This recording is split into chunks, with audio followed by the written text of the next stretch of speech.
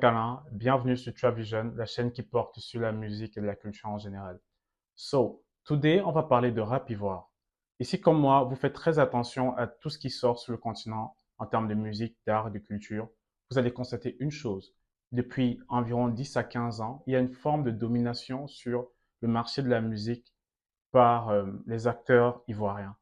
On observe pas mal d'artistes sur la scène continentale et internationale qui ne font que pop.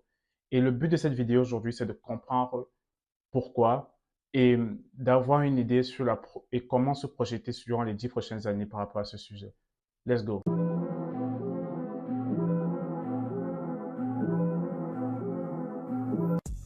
Avant de parler de rap, j'aimerais tout d'abord revenir sur mes premiers pas à moi avec la musique ivoirienne.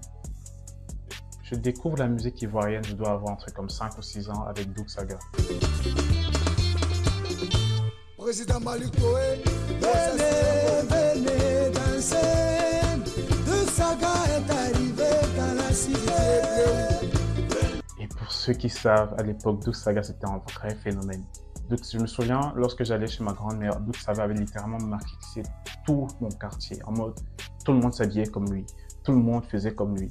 Je me souviens, il y avait des gars qui marchaient en route avec des cigares, juste pour te donner une idée de ce que le gars représentait. C'était devenu une sorte de phénomène culturel. Donc, c'est pour vous dire vraiment que la Côte d'Ivoire a toujours ce truc-là pour créer des phénomènes. Et par la suite, on a eu Didier Arafat.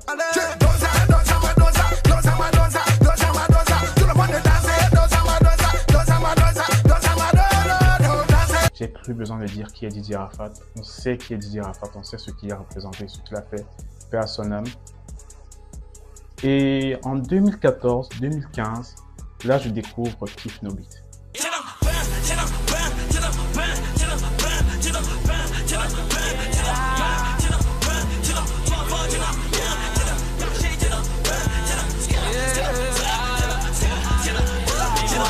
C'est un de mes potes qui me présente, qui me fait écouter pour la première fois, je crois, c'est Tu es dans le pain, un super son. Et j'ai trouvé ça très très fort. Déjà, tout mon quartier écoutait Tu es dans le pain. Toute la ville, littéralement, écoutait ça. Et là, ce qui m'avait marqué, c'est qu'à cette époque-là, où beaucoup d'Africains étaient, entre guillemets, pas très modernes, Kif No Beat était venu avec une vibe. Ils étaient restés eux-mêmes. Déjà, ils utilisaient une expression purement ivoirienne, Tu es dans le pain. Et en même temps, ils arrivaient à proposer quelque chose d'ultra moderne. La prod était géniale. Prod fait par Shadowkey, si je ne me trompe pas. L'attitude dans les clips, tu vois. Tu sentais que les gars voulaient apporter un truc au game. Tu vois ce que je veux dire? Et ce que j'aimais principalement sur Kif No Beat, c'est que tu pouvais passer de Migos à Kif No Beat. À aucun moment, tu te sentais un peu, on va dire, tu sentais qu'il y avait un décalage parce que c'était vraiment très fort ce qu'il faisait. Et moi, je pense vraiment que Kif No Beat a apporté quelque chose dans le rap africain de façon générale. Je n'ai même pas parlé du rap ivoirien. Je crois qu'ils ont ouvert une porte et que derrière ça, tu as tout le rap ivoirien qui a su s'incruster. Suite à Kif No Beat, on a beaucoup d'autres rappeurs qui ont explosé et on va en parler. Mais maintenant, le but sera de comprendre en fait qu'est-ce qui a pu faciliter l'explosion de ces rappeurs et qu'est-ce qui, selon moi, aujourd'hui fait du rap ivoire le meilleur rap africain. La première des choses pour moi, c'est l'organisation. Ça se voit réellement que la Côte d'Ivoire est un pays super organisé où les choses sont claires et professionnelles. Par exemple, aujourd'hui, tu as des institutions qui existent pour récompenser les rappeurs ivoiriens. Par exemple, je vois de l'album de Imra, l'album de Didi B, qui reçoivent des certifications. Beaucoup peuvent le négliger, mais pour moi, c'est déjà un signe assez fort que les institutions souhaitent récompenser le travail fier et encadrer le travail qui est effectué par les acteurs du métier. Et deuxièmement, de façon générale, je trouve que c'est un pays où on récompense réellement le travail à sa juste valeur. Je m'explique. Moi, j'ai un cousin qui est producteur et lui-même m'a fait comprendre que, parce qu'il a un pied à terre à Abidjan, et lui-même m'a fait comprendre que actuellement à Abidjan, quand même, les gens, les cachets que reçoivent les artistes sont beaucoup plus, entre guillemets, onéreux qu'ils peuvent recevoir dans certains pays dont on va éviter de taire le nom, on va éviter de citer le nom. Donc, et ça se ressent parce qu'on voit beaucoup de créateurs de contenu, on voit beaucoup d'artistes, on voit beaucoup de réalisateurs qui migrent vers la Côte d'Ivoire. Donc, c'est un fait.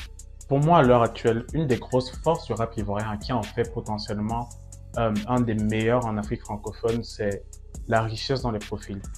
On se rend pas compte, mais c'est un pays en fait qui est ultra riche en termes de profils. Chacun a son délire, tu vois. C'est très niché.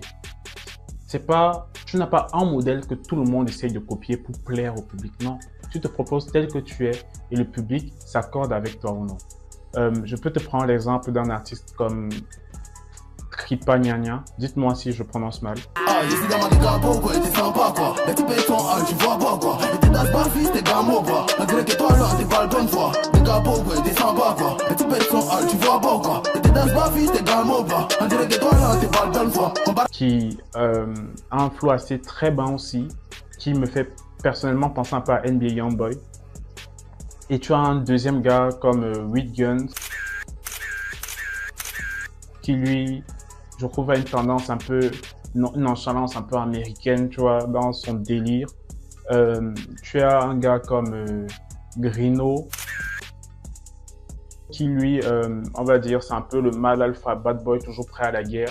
Donc, ce qui veut dire que c'est extrêmement niché, les artistes sont très brandés, comparé, voilà, en termes de personal branding, c'est déjà très fort, comparé à certains pays d'Afrique francophone. Un autre aspect qui, selon moi, montre que le rap ivoire est le meilleur sur la scène africaine francophone, c'est son ouverture à l'international. Les artistes ivoiriens sont tellement bien brandés qu'à l'heure actuelle, il est facile, même pour des artistes qui n'ont pas, entre guillemets, encore percé sur la scène continentale. Donc, on va pas prendre des exemples tels que Didi B ou Imra. On va s'arrêter sur des gens comme, par exemple, Sté Milano qui a été appelé sur le feat avec Lala Ace. Tu as un gars comme Lusky qui est en feat avec Joker.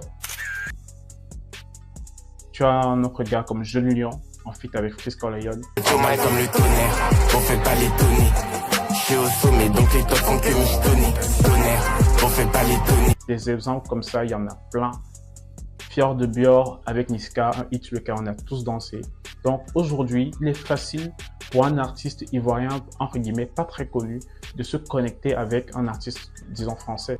Toujours concernant l'ouverture à l'international, on a récemment constaté le disque d'or de d'Imra avec le titre Number One, qui est quelque chose de très, très, très fort parce que on avait déjà vu des artistes africains obtenir des disques d'or en France, mais je pense qu'on avait rarement vu un rappeur obtenir un disque d'or en France. Ça, c'est quelque chose qu'on n'avait pas vraiment l'habitude de faire. Et pour moi, ce qu'il a fait, c'est qu'il vient d'ouvrir une porte pour tous les rappeurs qui arrivent derrière. Tous les rappeurs qui arrivent derrière maintenant se rendent que, ok, c'est possible. Il a fait son zénith. Il a assuré, boum. Et derrière, tu as Didi B qui arrive, qui va lui aussi faire son zénith, qui vient aussi pour tout allumer. Donc, c'est réellement un game qui est entré dans une autre dimension, tu vois. Ils sont entrés dans une autre dimension. Et maintenant, on se demande, en fait, où est-ce qu'il peut continuer d'aller? Où est-ce qu'il va aller? Où est-ce que les standards vont s'arrêter?